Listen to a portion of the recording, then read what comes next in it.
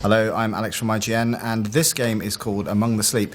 I'm joined by Daniel Krupa. Now, Daniel, you've reviewed this game. Tell us a little bit about it. Yeah, I've been playing it all week, and we thought we'd tackle this one as a review commentary, because I think you don't want to show too much about this game, but there's also a lot to talk about. So this is pretty much right after the prologue. This is kind of level one, as it were. Yeah. And prior to this, your mum's just put you to bed, or your mom, if you're American.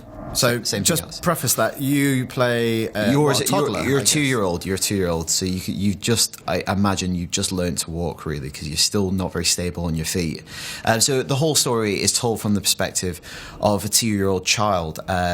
Beginning of the game, it's your birthday, and then your mum puts you to bed, and then you wake up in the middle of the night and you hear kind of fate screaming in the background. So we're just going to show you this opening section and not really delve that much further into the game, because it's a relatively short game. It's about 3-4 hours, so don't want to spoil too much of what comes later on, because you might be able to work out certain things. So even, like being a parent, the fact that a 2-year-old is standing on a chair, that makes me uneasy. Oh, you go into a kitchen soon, Alex. Unattended. So I'm just showing off some of the mechanics here. So you can see then, to reach the handle on the door, I need to pull across a stool.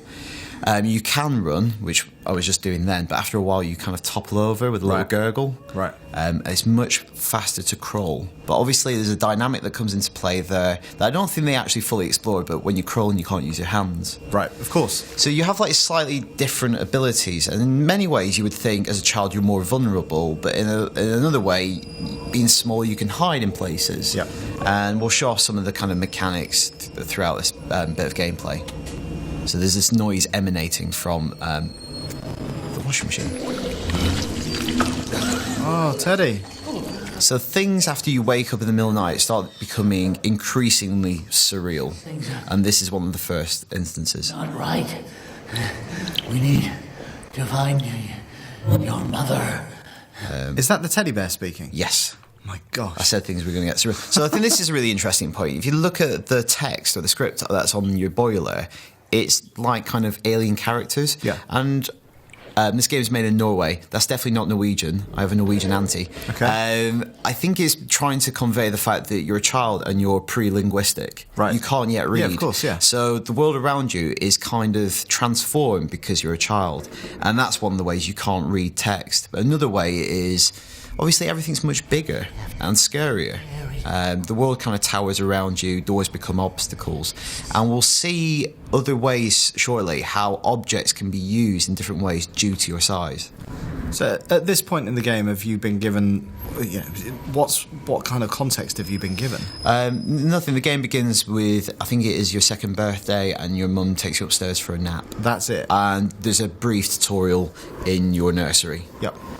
So obviously, like, seeing stuff from this level or this perspective, that code becomes kind of menacing. Yeah. So what's that light that's emitting from the bottom? Oh, so that's an interesting mechanic. Again, this is kind of one of the criticisms of the game that I have, is it maybe doesn't make full use of some of the cool mechanics it kind of outlines early on. And that one is, if you hug the teddy bear, it emits a light. And it's kind of a... I don't know, I think it's supposed to suggest kind of safety. Yeah. Because in the prologue, when your mum holds you, everything has this kind of honey-coloured tint to it. Right. And when you hold the teddy bear, it kind of radiates that same kind of warmth. Again, you can crawl under tables and so on and hide. So you said the game is relatively short. How long are we talking? I didn't time it, but I would say around about probably 3-4 hours. Okay. And that's with, some, having to redo a couple of sections. Yeah. And without giving away spoilers, is it all set within the house, or do we explore other areas? So at the end of this bit of gameplay, we'll kind of see where it veers off. But like I said, things become increasingly surreal and bizarre. And what you're doing, I think, is kind of...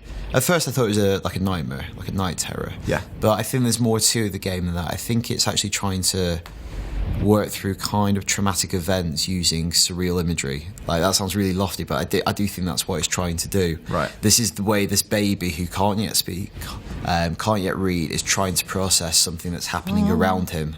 This is freaking you out now, isn't it? Yeah, Alex? well, yeah, again, all I'm thinking about... I've got to stick my hand in the toaster. Don't do it. So again, see there, you pull the drawers out and you can It's fine, don't worry. Pull the drawers out, make kind of little staircases for yourself. I think you're absolutely right, because obviously there was like tea, coffee and sugar jars there, but again, full of nonsense language.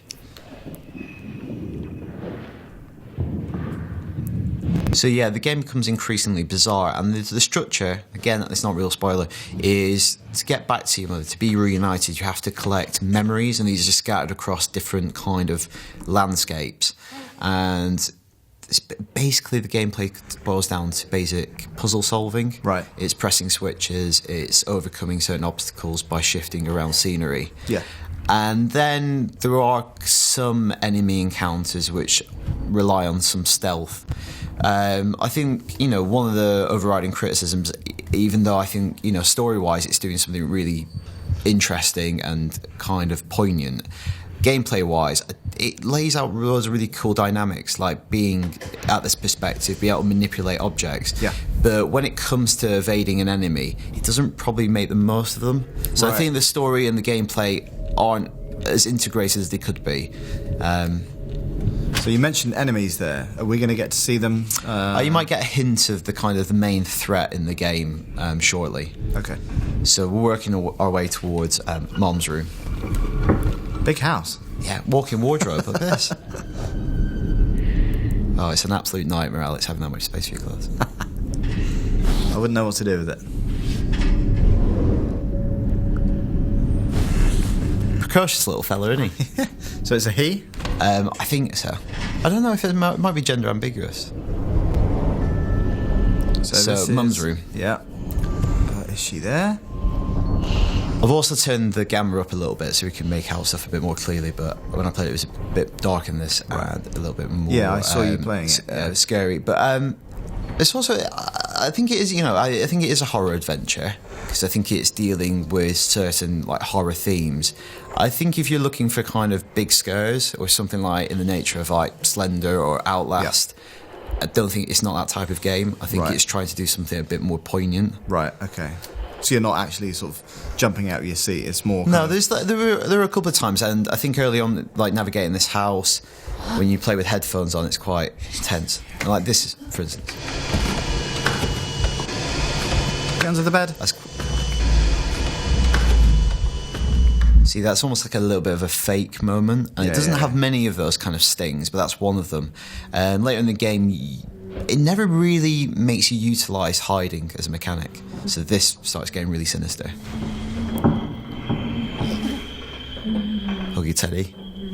Got to. That's what I do.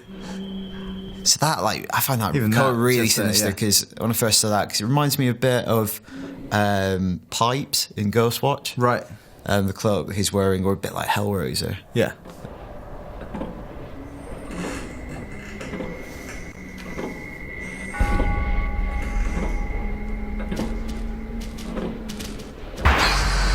Oh my gosh. So that is some kind of intimation, and I want to be quite kind of elliptical with what I'm saying here, but that kind of implies what you might encounter later in the game. Right. But I don't want to dwell on that too much. So this is kind of wrapping things up now. This is kind of where the game begins proper. You go into a closet, and there's lots of going into closets, and things start getting weird like this. So it's a real kind of down the rabbit hole moment. Yeah. And this is the first memory in the game. And these are what you need to get to. These are the kind of landmarks in the game. Right. And retrospectively, these make much more sense the further you get into the game, which is quite smart. So again, narrative-wise, I think it's super interesting. Yes. Gameplay-wise, fairly straightforward, and I think that's kind of the best way to summarise it. Okay, so what does it do well?